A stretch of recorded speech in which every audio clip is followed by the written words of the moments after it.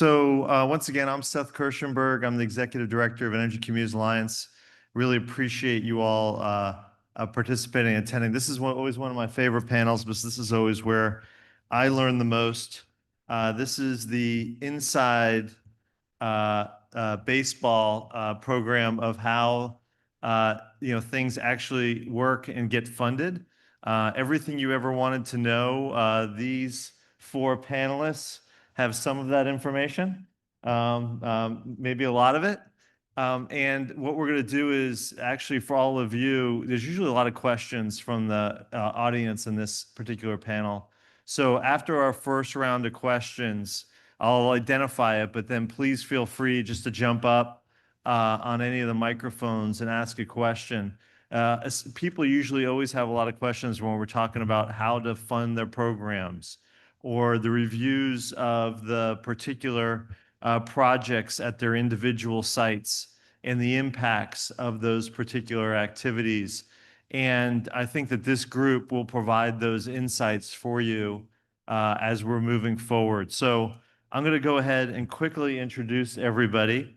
So immediately next to me is Nathan Anderson. He's the Director of Natural Resources and Environment at USGAO. Those of you who participate in our webinars will recognize him from our July webinar, where he talked about efficiencies in the EM program, talked a little bit about the high level, the definition of high level waste issues, and how to potentially save over $230 billion, I believe, in the EM program, among other things.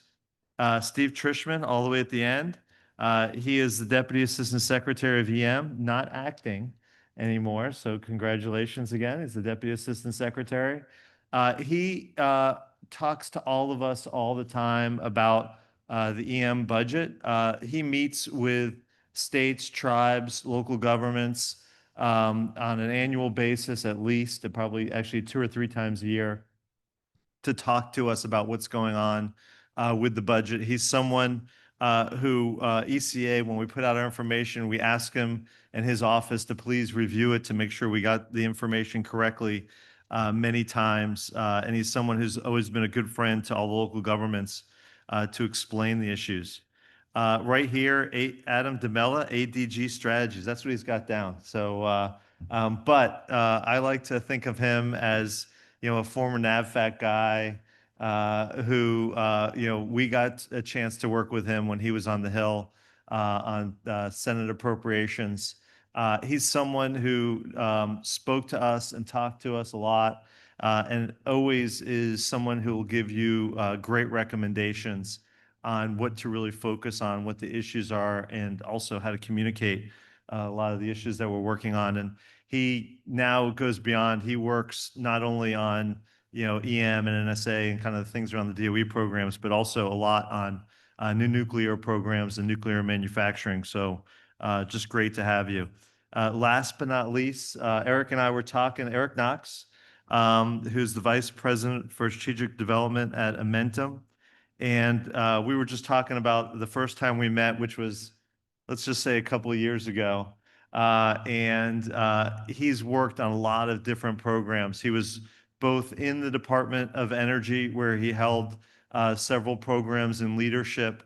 And that's where I met him the first time during, I won't say which Bush administration, but one of the Bush administrations.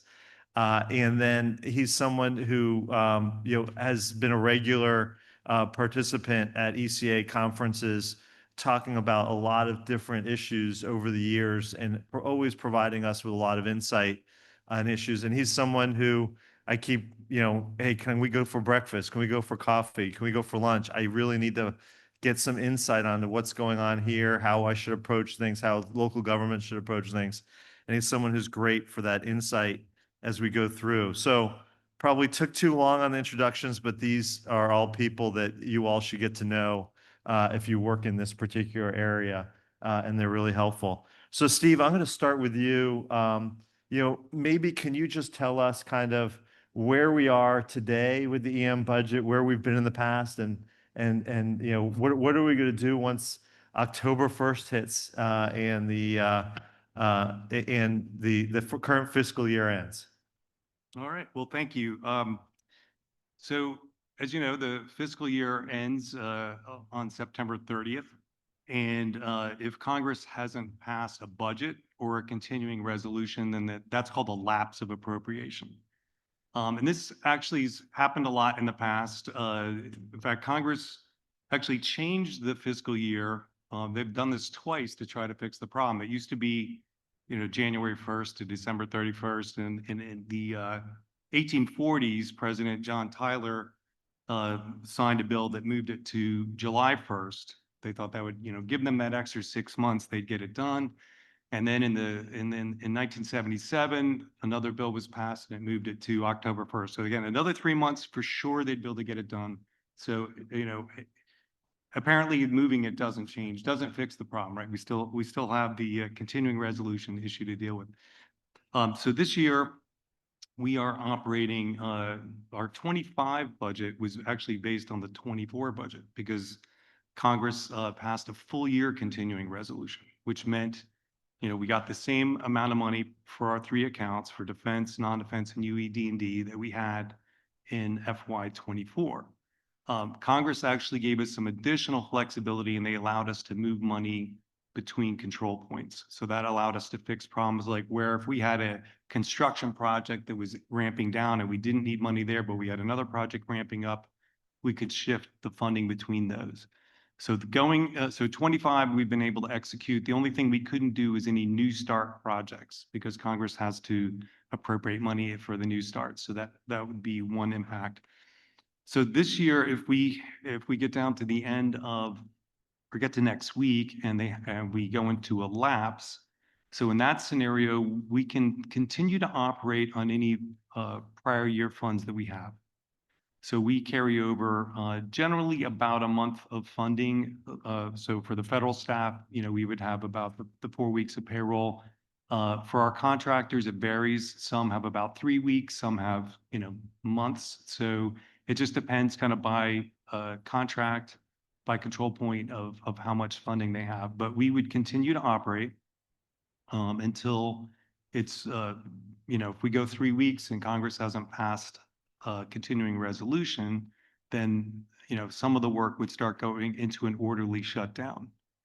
And the secretary can authorize certain exemptions. So for instance, to maintain security at a site, we continue to fund that, maintaining nuclear facilities and things like, of that nature. But that's sort of a worst case scenario, right? Generally, the lapse is a couple days, maybe a week or two, and then we'd be back operating. So that's the second scenario is where we're in a continuing resolution.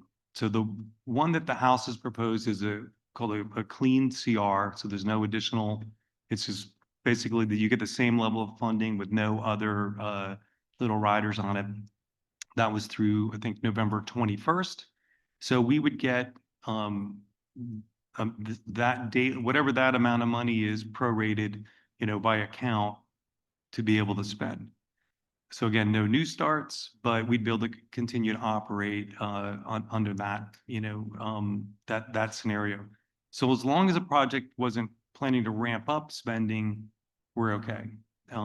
If we need to ramp up, then so if there's another CR, we would request what's called an anomaly, and that allows us to get authority to spend at a little bit higher rate during that period of time. And Congress occasionally does that if there's a pretty high bar to get there.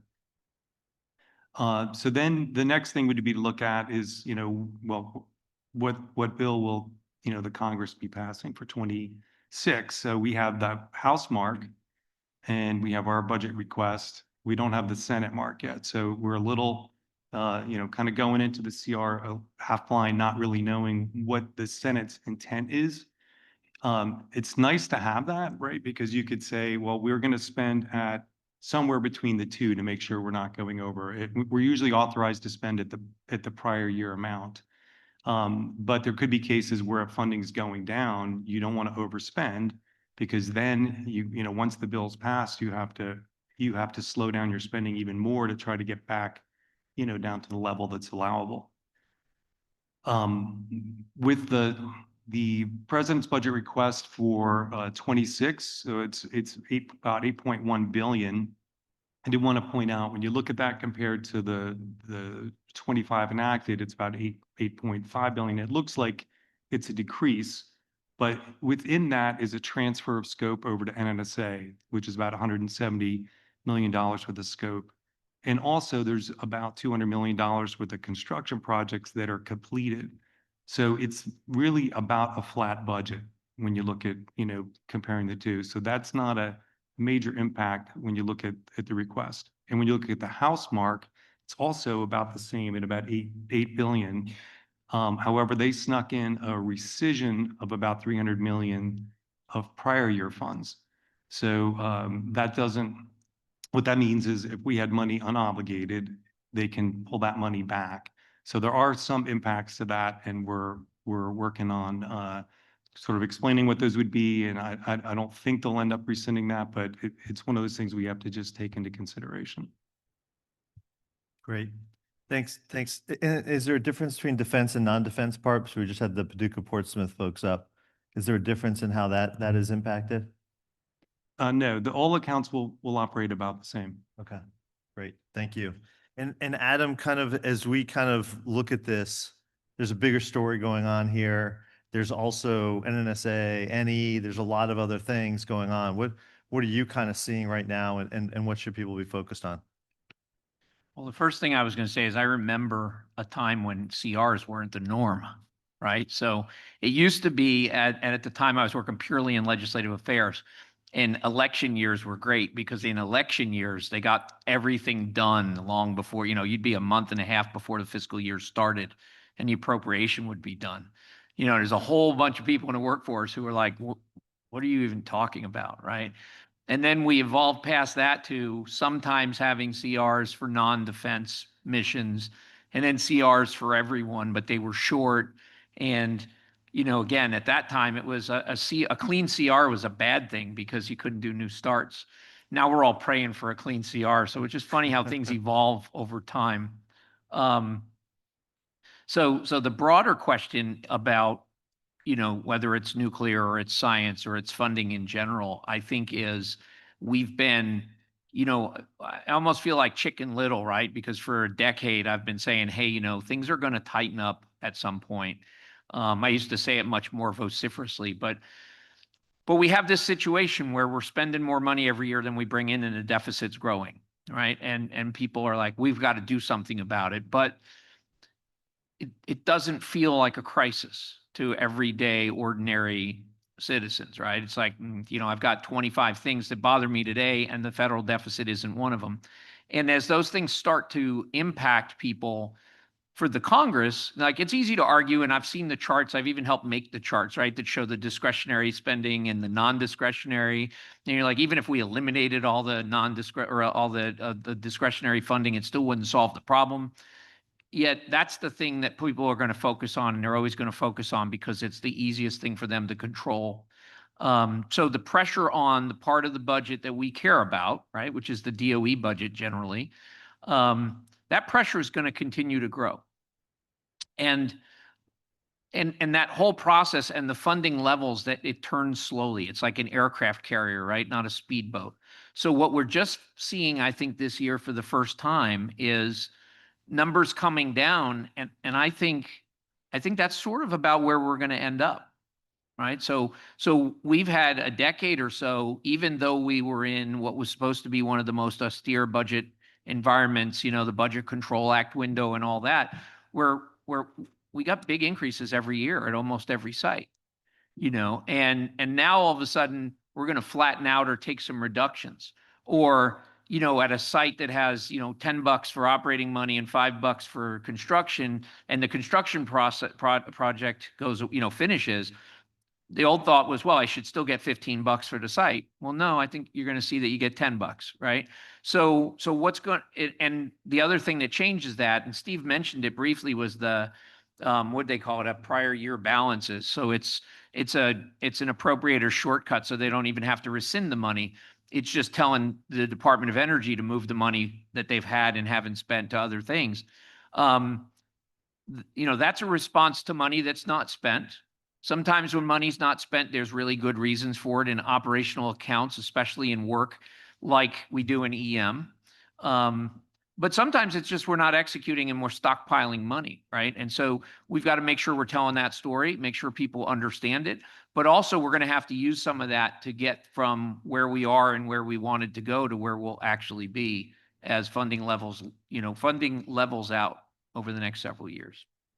And Adam, can you just also just tell us, I mean, I think, the House passed a bill. Where's the Senate and what's going on with that piece of the puzzle as well? Yeah, I think it's a combination of many things, right? So as has often been the case in the House, the majority party rules so long as they can keep all their members on board.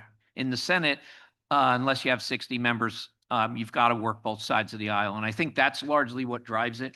And so I think before the Senate's going to do a lot of the markups, they're going to want to have more of a sense for where things are going to end up at the end, right? Otherwise, I think the Dems fear that they'll give up too much and they'll give up all their leverage and then they'll end up with purely Republican bills at the end of the year. Now, it's not obvious to me that we don't end up there anyway, right? So there's a little bit of a conflict and a tension that there always is in the political process of funding, which is members that aren't necessarily in the driver's seat, depending on which parties are in control, they have to satisfy their base that they've done all they can do, even if we can look at the chessboard and say there's nothing you can do, right? Take, for example, the continuing resolution that the minority leader in the Senate supported last year. From where I sit, that was an infinitely practical thing to do, right? He didn't have the power to stop it. Stopping it would have been detrimental. He supported it. And then he got filleted, right, by members of his own party. So where is he now? Well, now he's got to put up a fight. Oh, okay, put up a fight. What's that going to do? It's going to drive us likely to a shutdown for some amount of time. As many folks, I'm sure, saw the memo that came out from the OMB today. The White House is like, oh, fine, shut us down, right? You shut us down, we have all the power. But I still think they're going to have to, for political reasons, drive us to a shutdown. The question then is for how long and what is the price you have to pay to get things restarted? My hope, and I often say my hope because I don't know what's going to happen, but my hope is that that's measured in single-digit days. I don't think we'll actually know till we get there and how people react. So for the record, that's next week that we're talking Yes. about. So Yes. it's very quick that this is going to be upon us as we go forward. But we've also been to the brink many times, and many times the last minute there's a clean CR that passes. So we'll see what happens here. I always tell everybody this is it's an annual event. Everything, the sky is going to fall, and then it's not going to fall, or it falls and then everything's okay eventually. So we'll see what happens. Yeah, and I think that's because again, the standard sort of lowers over time, right? There was a time when it would have been offensive to everyone to have a shutdown. And then it was like, well, we'll minimize impacts. It used to be a time that we planned to start all of our new starts and construction projects like early in the fiscal year. Well, I'll bet you that there's no one in the federal government planning to do a new start construction project that starts before January, right? So we've adjusted over time to make the impacts less. And then people say, well, there's no impact, so it doesn't matter. Right. And that's part of the challenge.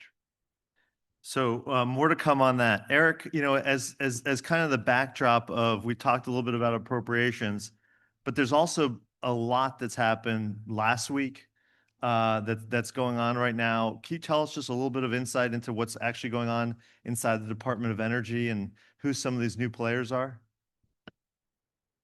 Well, Department of Energy has 24 positions that require Senate confirmation. They did 10 more last week. So I think that takes them up to 13 or 14. And I think Dario Gill's being sworn in today, and then the rest of them tomorrow about 11:30, which is good. And but we still don't have Tim Walsh confirmed in EM. And I think he will get confirmed sometime in the relatively near future. And I was thinking about that today. I think that's the first time when and if he gets confirmed, that'll be the first time since around 2018 or 2019 that program office has had Senate confirmed political leadership in that position. And that's great. I don't know Tim Walsh. I've met Tim Walsh. I mean, he's a nice guy. He's got great leadership skills, West Point graduate. I'm not going to try to give you his resume. I think it's great because political leadership can sometimes take some risk and make decisions that career people won't. And that's not, Joel, that's not in anything against you or anybody else. But, I think, overall the department, one thing I do want to mention today is,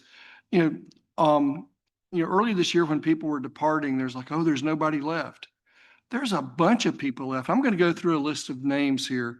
Joel Bradburn, Edwin DeShong, Steve Trischman, Reinhard Nur, Ray Geimer, he's new, but he's experienced, Rob Seifert, Mark Bollinger, Eric Holtz. These are all people with like 30 years experience. Why weren't they running the department earlier? Then you got people like Jocelyn Nahigian and Kristen Ellis and others, and Darlene Prather's probably got a little bit more than this, but these are people with 20 plus years experience that we work with and deal with every day. And I'm leaving a lot of people out. These are people I can just kind of see from here. So that's why I'm calling their names. And there's a bright light. So if I left somebody out, I apologize, but there's great, seasoned, experienced, smart, capable people that have this program in their hands, regardless of what the political leadership's doing. And I don't think you can, and knowing, most all these people, you can't pay them to do the wrong thing. So it's really good. But, I think it's going to be an exciting time to have a Senate confirmed leader in EM, and you've got other, people coming around, in the political team and DOE being balanced out with, the Ted Garishes, the Dario Gills and Tristan Abbeys and EIA. There's, across the department. I think that's a good, exciting time because if we are going to see some serious policy shifts, it'll be in the near future. I don't see any major shifts in EM that would disrupt, anything. Maybe we'll be surprised. I don't know it, but you've got, a lot to look forward to in the next few weeks. And Adam really covered the most important part. It's the funding, because you can't do anything without funding. And, I've never been a fan of shutdowns. I'm not going to predict one or the other because, for me, I do a lot, not a lot, but I do a good bit international and deal with the international community. And I know what shutdowns look like here. We deal with them. Federal employees get made whole and contractors make it up somehow. But overseas, America is the country that's supposed to be open 24/7, 365 days a year. And shutdowns look like we're closing, like we're failing, like we're not doing something. So from the optics, and I've had people say, who cares what the French think? Well, I kind of do, but I like to have the U.S. government open and operational 24/7, 365 days a year. And I'm not a big fan of shutdowns. Some people use them as political maneuvering, et cetera. I kind of get it, don't necessarily like it. But I think in the coming weeks, it's going to be an exciting time at DOE. And, there may be new political shifts and that kind of thing, but without budgets, there are no new starts. So. Yep.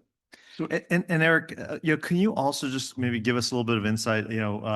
I think Ted Garish just a little bit. A little bit, yeah. And but also getting folks like that, and we haven't had any political for almost 8 months or a year as well. So tell us a little bit about Ted, because he's last year actually he was on this panel. So who knows where any of you will be next year. But if you could just give us a little bit of heads up about Ted as well. You asked me at lunch, and I'll kind of relay a little bit. You asked me how long have I known Ted? Interestingly, yesterday, 35 years ago, was my first day starting at DOE. It was a Monday. And so I was there 3 days, and a guy named Bob Terrell, some of you guys may remember him. Bob kind of took me under his wing. He was one of my early mentors. We spoke the same language because he was from Alabama. I was from South Carolina. I guess I still am. But anyway, he said, there's 2 guys I want you to meet. And he took me up on the hill to an organization called ANEC, the American Nuclear Energy Council, which doesn't exist anymore. They, along with the EI, formed their nuclear, pulled their nuclear stuff and became NEI of today. And so Ted Garish and Ed Davis. So I met them literally 35 years ago, like tomorrow or the day after tomorrow. And I've known them and just stayed in touch with both of them for many, many, many years. I mean, my daughters call, Ted, Uncle Ted. So I've known him, so I acknowledge a bias, but I will tell you something about Ted Garish. I hope that I have the energy he does, today. I mean, he's a little older than I am, but he's got a lot of energy. There's no quitting Ted. He's extremely smart. I was on the phone with him at 7 o'clock this morning. Someone had called and said, "Hey, you think Ted would give me a reference?" I don't know. I'll ask him. And Ted straight up, he said, "I can't give them a reference because I've never worked with them in that way. I know them personally. That can be a personal reference, can't be a professional reference." They were looking for a professional reference. And he goes, "You'll remember several years ago, you were asking for me to be a reference for you on something, and I couldn't be a reference for you that way." I mean, this is somebody I know. He said, I will call them, I'll talk to them about you, but I can't be a professional reference in that category. Because he plays it straight. Another person you can't pay to do the wrong thing. He's been doing this. He's been working in the federal government since the 60s. You guys may not know that he was a Nixon Watergate attorney at the White House. There aren't many of those guys still left, but Ted is. But he really started out doing civil rights litigation in the Department of Justice earlier than that. But Ted knows there's not many jobs at DOE he hasn't had. So he knows the rules, he knows the regulations, he knows the statutes, he knows the players, he knows the contractor communities. And if there's anybody that can help move the Office of Nuclear Energy forward and get and go critical by July 4th of next year, I think it's Ted leading a team. So I don't know. Great. No, thank That you. may have said too much. But No, that's perfect. And one of the things, you got to remember, the Nuclear Energy Office deals with, many main programs. One, it deals with nuclear energy and research and development, but they also deal with a critical part to many of us that deals with spent nuclear fuel and high-level waste and those types of things. And when you look at the executive orders and looking at fuel and reprocessing and other types of things, those are all things that I think we'll be talking to Ted and others about as we're kind of moving forward. So Nathan, I'm going to switch gears a little bit. So Adam said this a little bit. Steve talked a little bit about it. We're looking at potentially some budget cuts as we go forward in some of the programs. We're also looking at increases in other programs. So one of the things that you've looked at and one of the things you've spoken to us about, and we've actually, turned that into a policy as well, which is how do you build efficiencies into EM and the Department of Energy, as you go forward? Maybe you can talk a little bit about, what are some of the recommendations that GAO has made related to efficiencies when we're looking at these issues? I'm happy to touch on that, and I'll talk a little bit about where GAO has been pushing for change, as well as some of those open recommendations you referenced, Seth. Let me know if I'm coming in too loud or too soft. Not too loud. All right. You're good. I want to put this in context. If everything's a priority, nothing's a priority. And so in GAO space, things that have vast potential for change or ought to change, we put on our high risk list. Now the high risk list is designated as programs that are at high risk of fraud, waste, and abuse. We have DOE on there, but for a different reason. Because one of the things we can do with this high risk list is point out where there are vast opportunities for things like cost savings. And our own internal calculus is anytime you're getting north of $1 billion in a potential savings, it's a candidate for inclusion on that particular list. So in 2017, we added US government-wide environmental liabilities to our high risk list. And the focus of that initial submission, and it's gotten the most real estate in every report since then, is the Department of Energy's environmental liabilities. I could bore you to death with the accounting calculation that gets into what's a liability and not. But what I want you to know is it's large, it's growing, and it shouldn't be. At the end of the day, EM exists to smartly and efficiently work its way out of business and transfer land back to the states, to local communities, et cetera. But there ought to be a finish line, and we're spending $8 billion a year, but the liability keeps going up. if you look, when we look at some of the highly probable costs that might not enter into the environmental liability calculation, you know, we're up in the 600 billion, 700 billion range as a more likely to go cost at the low end of that range. So that's a little bit of stage setting. Environmental liabilities, it's a big number. It has been growing. It should be shrinking. Now, we've been also beating the drum on opportunities within that environmental liabilities construct to better align remedies that DOE selects with the actual risks. And we call that our framework, risk-informed decision-making. Over the last 5 or 6 years, I've noticed that a couple phrases have appeared quite a bit in some of the DOE and EM program management documents to include risk-informed decision-making, buying down risks, environmental liabilities.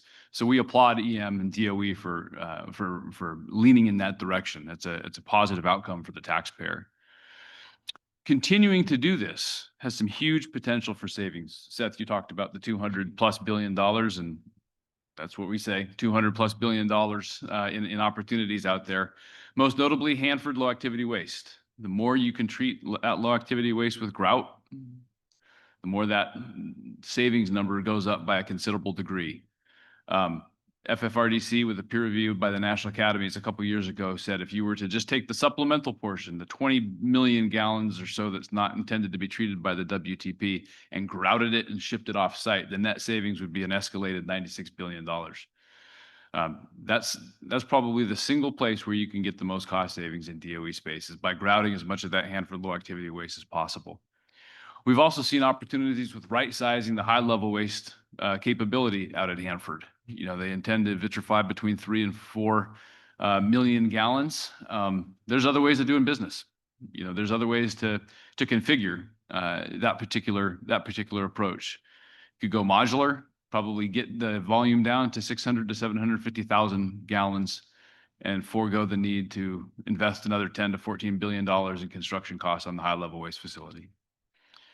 I want to point out a success story that we've been pretty pumped about, and a lot of you folks should be excited as well, and proud. Down at the Savannah River site, you know, Task Order 6 provided some additional incentives to incentivize Curie loading. You know, basically, let's maximize the amount of radioactivity that we can immobilize in the salt waste. And the data we found, or data we obtained, found that DOE was able to be 4 times more efficient in recent years with salt waste processing. And if you were to look at it through the lens of a cost per curie treated, it's about $5 billion in financial benefits to the department and ultimately to the taxpayer. So to continue to realize some of the opportunities that exist in EM space for financial savings and what I would just call a more efficient way of doing business, there needs to be more complete data on the waste types and the volumes. That was a finding of our report that came out in May of this year. You know, current capacity might not be enough, won't be enough, you know, for the low level waste volumes. Optimization analysis should be something that the department leans into and that EM embraces, to have that foundation analytical knowledge that they can bring to the table when negotiating with states, with other regulators, et cetera, to say, okay, here's what optimal looks like. And by optimal, we can optimize on cost, schedule, risk, et cetera. The report that I just referenced, we issued in May, we did an optimization analysis, a hypothetical one, what we're calling it, based on the best data that we could get from DOE. We resequenced true waste shipments on the basis of schedule optimization, and found that by taking 6 sites, data from 6 sites, resequencing to minimize hotel costs and to optimize on schedule, you can save nearly $1 billion. That's just, you know, FedEx doing what FedEx does, logistics, right? Like delivering packages in an efficient fashion down the cul-de-sac. You can save some real money there. That information should likely backstop a forum, what we also recommended from that report, a forum where DOE convenes holistically all of the state regulators and kind of admits a lot of these milestones are going to be tough to beat. We now know so much more than we did when we entered into a lot of these agreements. And here's why. Here's what we now know says should be the course of action. Maybe it's time to renegotiate certain things. So I want to end with kind of what we can infer or what you may be able to infer from some of these items. And that's a more prominent role for EM headquarters and the need for like a more programmatic approach to planning and resource allocation at the EM headquarters level. Things like common definition for base operations, things like a common strategy for R&D investment. These are all positive steps that we've seen come out of the last year or two in response in part to GAO recommendations. The more we can get apples to apples comparisons for data, the better. Some of you may have seen language in the NDAA text that came out recently talking about performance measures, trying to, where possible, get a cost per curie type performance measure to enable EM to the maximum extent possible, compare like things across sites and within sites. I'll stop there because I'm watching the clock with one of my eyes. That's great. One of the things that I hope that a lot of people take from this is that just because we're doing something a certain way doesn't mean we shouldn't always look at all the different options, because there could be ways of creating these efficiencies. And I think it's great that you're an independent entity that can kind of go in and look at what DOE is doing. And there were a lot of questions that we suggested to local governments that they ask at their sites, because the whole idea is to make this process more efficient, so they get these sites cleaned up. And if there's, $1 billion here, $1 billion there, maybe you'll get some real money as you're going forward. But the fact, when you were just talking about the potential 200+ billion-dollar savings by treating low activity waste like low activity waste, which is what we do elsewhere, can save that much money. It's amazing. But that conversation is hard for a lot of people. And so that's the whole thing, is sometimes, your reports help start that conversation. Sometimes, for example, this particular report, DOE didn't respond. And I'm hoping that DOE looks at this and thinks about, what kind of response that they could make to some of these things. Not that we agree with everything either, but there's a lot of great ideas that people can use that, may work as we're going forward. And just even one of the ideas that's picked up potentially saves billions of dollars. That's an amazing thing. The reason why this is important also as we get through and we start talking about the realities, because if we are getting budget cuts, we have to look at the efficiencies. Right now, budgets are done by states, right? Actually, Adam, why don't you tell us, like when you get those reports, what did they look like when you receive them, and how are they split up, and how easy or hard is it to move money across sites and states? Yeah. It's as much obviously you're in Congress, so everything has a political component to it, right? But the other piece of it is, we always look for what's investment worthy, which sounds funny because people are like, you didn't do that. And it's like, yeah, I could show you the evidence. We would ask the individual sites and the contractors to come in and lay out for us, what are you doing to improve? If you took a cut of X, Y, or Z, what would it impact? If you were able to get additional funding of X, Y, or Z, what could you do? And we'd hold them to account. But I'd also tell you, it was amazing how some sites literally would come in and say, if you give me $10 more, I'll do $10 more work. Like, no kidding, right? It was literally about that detailed. Now they'd stretch it to 10 PowerPoint slides. Okay. But there were others who would come in and say, well, look, if you can give me $10, here's work I can do, and here's how it reduces the overall liability, or I can change this process, and here's how it can make us more efficient going forward. Then the questions we'd always ask were, well, what about the regulators, right? Where are you with the regulators? And again, some of them were just like, yeah, we can't do X, Y, or Z because the regulators will never allow it.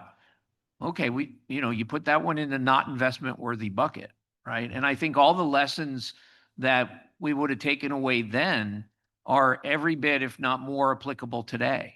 So we've got to always think about what is the value. It's not just, I'm going to spend this money for the next 100 years doing the same thing I'm doing now.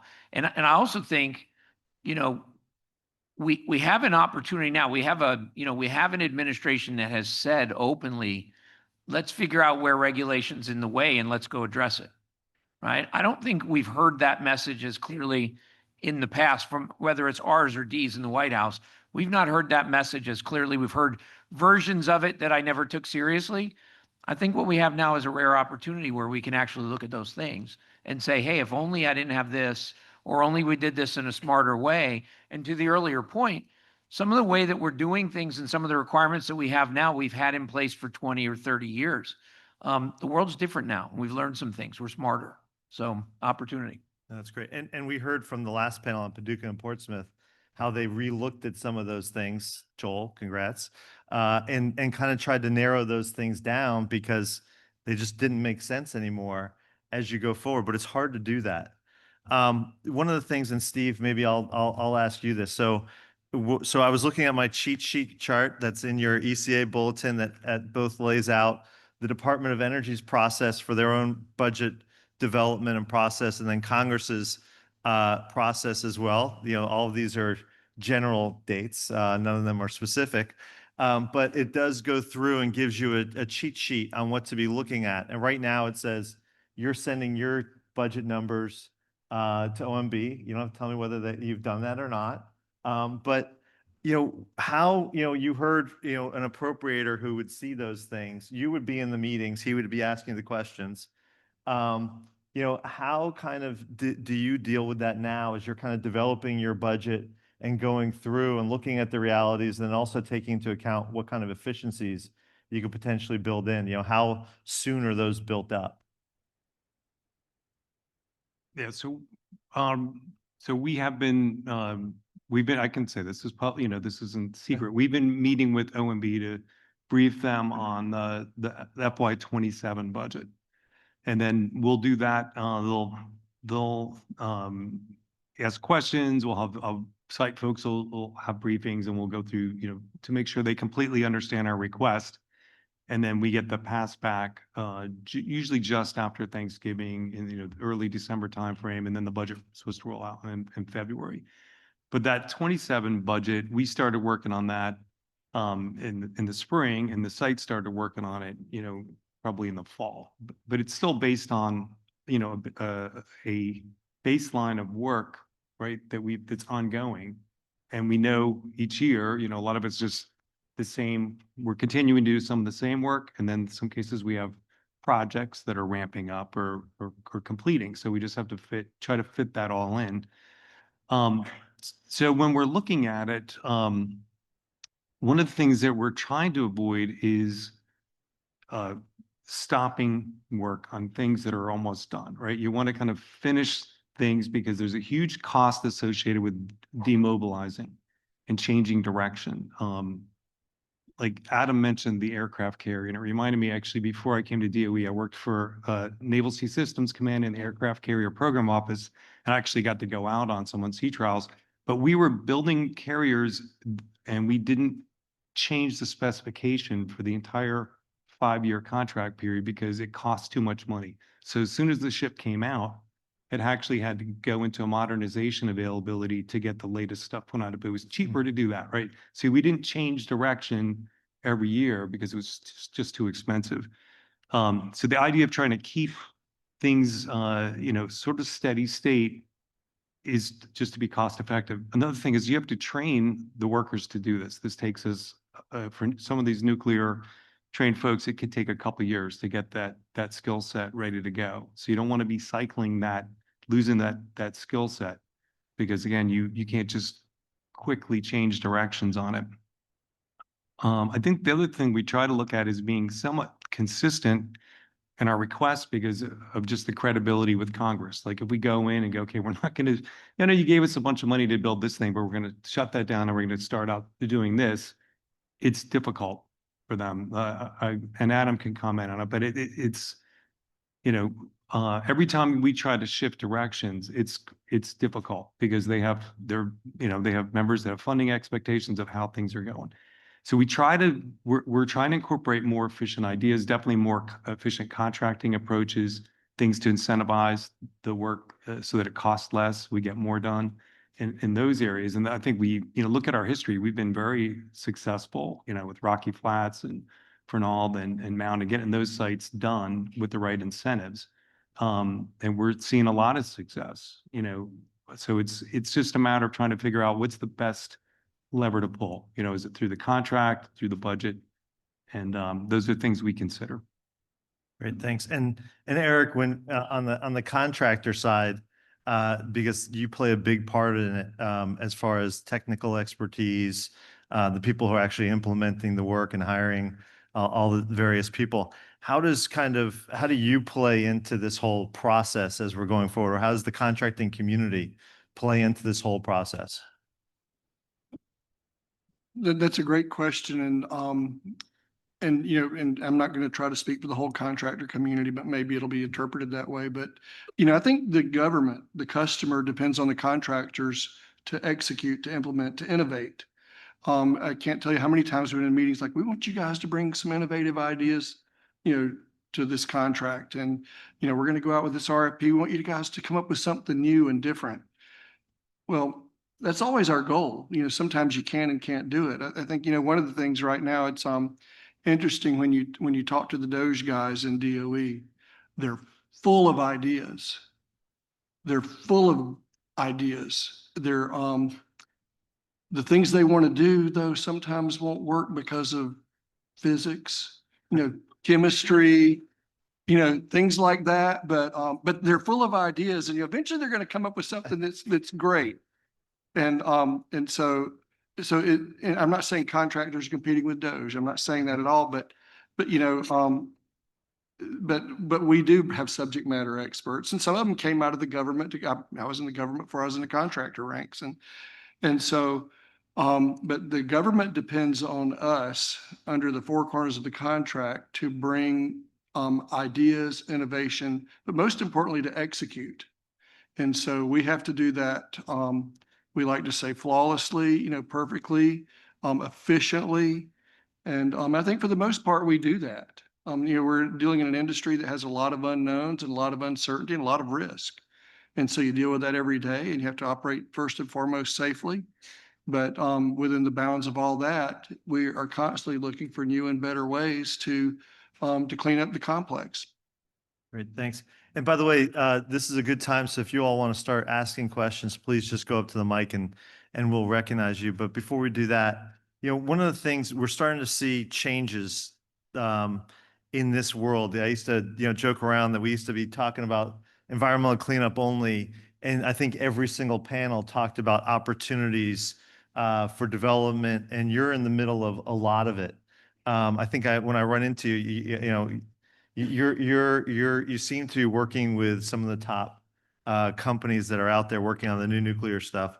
And so can you just tell us kind of what you're starting to see, and especially what are people asking on the Hill about the work that you all are working on related to new nuclear?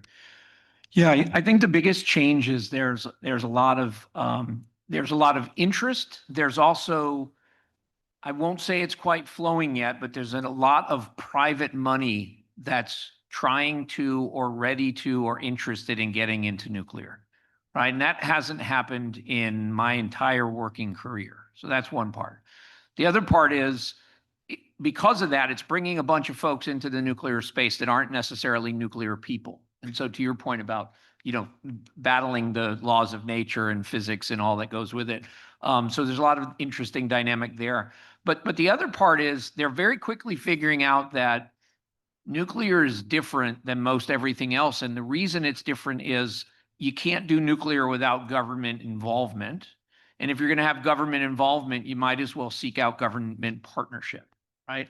And so the linkage between the things we do in the EM space and the things that we're trying to do in the nuclear space commercially are so good and obvious, right? The biggest one is if we can clean up sites, we can transfer those over for beneficial use, right? Well, that's not just, oh yeah, I can get cheap land. It's, I can get a parcel that's in proximity to, laboratories, needs for the power, data centers, all the things that, DOE brings to the table. So that's the biggest thing we're seeing. The sites that have the opportunity to take things and do cleanup and then turn cleanup into whether it's clean energy or it's nuclear energy or whatever it is, that becomes a much more powerful force now than it has been in the past. No, that's great. And one of the things, let's remember that, when you clean up a site to a particular reuse level, many times you're saving a lot of money on cleanup dollars as you're moving forward, but you're cleaning up to that risk-based level, that industrial use, depending on what it is when there's particular land. There's also, depending on what it is, it helps sometimes with buffer, it helps with a lot of different things. So there's actually benefits to the EM program by doing that. And that's why the Oak Ridge program started. It was one of those things like, well, how much are we going to clean this up to? And somebody came up with the idea, well, let's use this for industrial reuse, and then you're actually going to clean up that level to industrial levels, and it all makes sense. And now it really makes sense as we're moving forward. And for the first time, today with Xenopower, how do we take some of the materials that we have, whether it's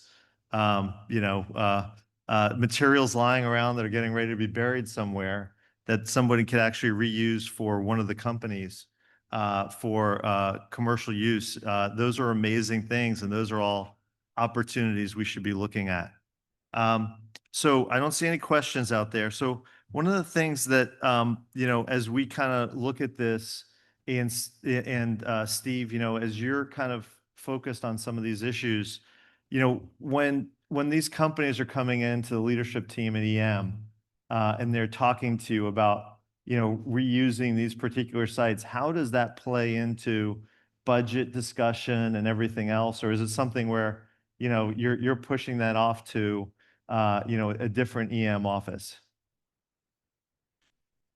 Yeah, I mean, it doesn't really impact the budget as far as any decisions we'd be making, but what we do need to make sure is that we are, we're entering into agreements that don't encumber us. One of the things that OMB is really cautious about is any kind of agreement that creates a future liability that we would have to score, meaning we'd have to put money up front for that. So it's sort of that's a consideration, but a lot of what we're looking at now is either land transfers or lease where other people can come in and do work. So we're allowed to transfer land and we're allowed to lease it for other purposes. It's not something they're doing as part of the cleanup mission. So we think that, it really is independent. But yeah, the more we can create, work for people, at these sites, especially at some of the more remote sites, it actually helps us with the cleanup because there's another thing to do when we're done, right? So it helps, for those communities to have ongoing work and things to look forward to once the cleanup's, finished. Thanks. And Nathan, when we talk about the efficiencies and the report that you looked at, did you also look at reuse as part of that, or did it play into the analysis of the efficiencies? That was not in our May 2025 report on the disposal. That was just on complex-wide disposal for, LLW of true waste, high-level waste, GTCC, et cetera. But we do have other reports on the DUF6, for example, reuse and another report, and I can provide this to you, Seth, on recycling and some of the cost savings that can be realized there. I think the DUF6 report, $2 billion was what we estimated. That's great. And, one of the other things that I just, I know you touched upon it, but if you can just kind of talk a little bit more about it, which is the, once again, the tank waste at the 3 different sites, and focusing in on, when you all were doing the analysis of the particular savings, and I know this goes back a couple of years. What did you look at, for, obviously there's the treatment of high level waste, there's the treatment of low level waste in those particular tanks. Did you just focus on the low level piece? Did you focus on all of it? What did you look at? Our work at Savannah River recently was only looking at the low level waste fraction. Okay. The salt waste processing facility, the benefits that came from that incentive structure, incentivizing, kind of like a higher loading of curie content into the salt waste. We have a number of reports that parse out both the low activity fraction of the tank waste out at Hanford, the tanks themselves, the high level waste fraction. I was remiss in my earlier remarks not all of these things that GAO has recommended are things that EM can do. Some of these require Congress. And I think perhaps the most compelling recommendations that we've made in my portfolio in the last 10 years have been the need for congressional clarification that would really streamline things in EM space. Great. And greater than Class C disposal pathway as we go forward, which is something that we've always asked for as we're going forward. So we have about 4 minutes left. Adam, you've always been the best at telling us how we should be communicating with appropriations staff as we're going forward from the local community, from the contractors, the DOE, and those types of things. What kind of recommendations do you have for us? I think that one of the keys is and it's always been the case, know the timeline. And that's important even more so now. I think you had a timeline in your booklet there. Without seeing the dates from here, I'm sure they're all wrong, right? And the timelines have changed so much and so dramatically year over year over year. But make sure that you're touching base with people in the right time frame. You'd be amazed at the number of companies or individuals that would come in literally a week after your markup was done and ask you to do something in the markup. And I, because I'm a little bit of a smart ass, I would be like, is this a 27 issue? And it'd be like, no, this year. I'm like, well, I'm sorry, but the bill's done. So that's really important, right? Just know the time frame, make sure you're talking. Just whining that budgets are flat and that we need to do more never works, right? Come with details, come with a plan. When you're looking at things you can do to streamline or be more efficient, the general model is something like this. Well, if I had an extra 25 million a year, I could do X, Y, and Z. You should anticipate the next question, which is, what's the lowest 25 million in your current plan? And if we took it out and put this in, what would that look like? So it's largely the same. A lot has changed in the process, but a lot has still stayed the same. And what I used to tell everybody is you want to call them when they're actually say, hey, let's go grab coffee. Yeah. Because there are a couple of those slow periods of time where nobody else is coming to see them. And it's the greatest time to actually have a conversation. He would still drill you with questions. Always. And say, where's your savings and those types of things. He actually did say those things. And it was always scary when I went in with the community and we didn't have the answers. But I would just add real quickly, right? Now, even though this current year isn't finalized, now is the time you should be thinking about what you want to ask for next year. You should have that pretty well finalized by the end of the calendar year. And you should be socializing it as soon as January and February. Yeah, we tell all of our members to finish their priorities by December in their council meetings so they could submit them in January and try and have those initial conversations in January. Then when they come in February, March, they could have the more detailed conversations with their members as they're going forward. That's helpful. Eric, when people are coming in and talking to the department, what recommendations do you have for them on some priority issues, whether it's asking for land, whether it's asking for a change in policy? What are some of the things that you recommend? I'm probably not going to answer the question you want me to answer, but I'm going to tell you what I think is a priority. And Adam kind of touched on it. There's land that's being converted. If you look around Oak Ridge, Tennessee, I've heard there's $10 billion of new investment from nuclear infrastructure companies coming in there. And there are a lot of venture capitalists. There's a lot of business people coming into this industry for the first time. Mm-hmm. They don't understand things like QA, behaviors that are required for NRC applicants and licensing and that kind of thing. The people in this room, the people in our industry can help with that, and they should. And we need to, and DOE can reinforce that because, the last thing you want is somebody to come in and I love the energy and the excitement. And I wasn't picking on the Doge guys, use that as an example. They really want to try to help. They're trying to be innovative. But you have to also recognize that in the nuclear industry, we operate under an envelope that's a little different than other industry.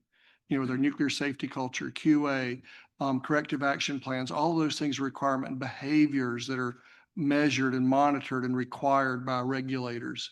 And so those are the kind of things that I think we have to not forget. We do them. We know what they are. New people coming in don't really get that. And that's one of the things that I've had a lot of blank stares, like, what are you talking about? I'm like, you're going to find out. And then they come back 6 months later. Oh, I kind of know. Can you help us? So. Great, thank you. Please join me in thanking the panel.